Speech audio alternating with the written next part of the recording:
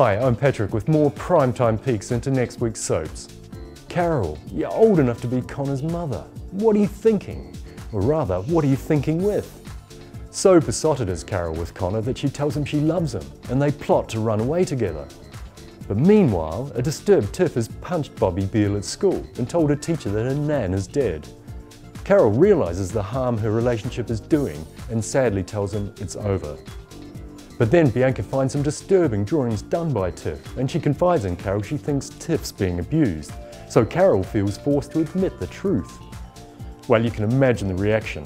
Connor is soon found badly beaten while Bianca's gone missing, and although Carol tries to take the blame, Connor points the finger at Bianca. Which brings Sonia back into the equation. She arrives to reveal that Bianca's in a right mess and staying with her in a B&B in town. Like daughter, like mother. Meanwhile, Kat's still in anguish over Tommy and is furious when Alfie puts down Michael's name on the birth certificate rather than his own. She has a right go at him, but feels bad for attacking him until she sees him having a laugh with Roxy.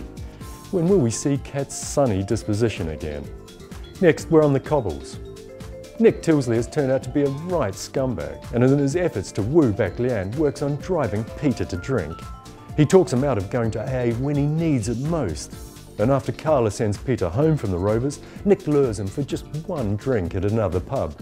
But coincidentally, Karen is just leaving a job interview at the Weatherfield Arms and demands to know what Nick's playing at.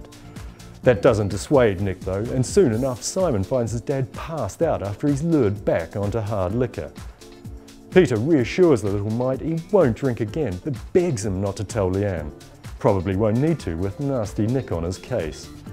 It's Cheryl's birthday and Lloyd is gutted when her ex Chris gives her a bottle of her favourite perfume, so Lloyd tops him with an expensive necklace. Then he tops him again by offering her a job on Streetcab's switchboard. But Chris's malign influence isn't finished. After Janice cops off with a guy called Gaz at the Rovers singles night, they're soon planning a holiday away. But Janice is turned away from the flight for being too drunk and returns home to disturb a burglar. So why exactly does Chris look so nervous when he hears the news? Finally, we're in the Dales. There's no smoke without fire, or in Andy Sugden's case, no arson attack without his name going up in flames. But after the metaphors are all mangled and the embers are dying, DC Henschel asked Andy to come down to the station.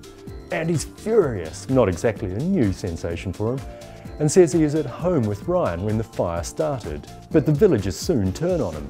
He's unwelcome at the funeral, which as he risked his life to help save his neighbours, puts his nose right out of joint.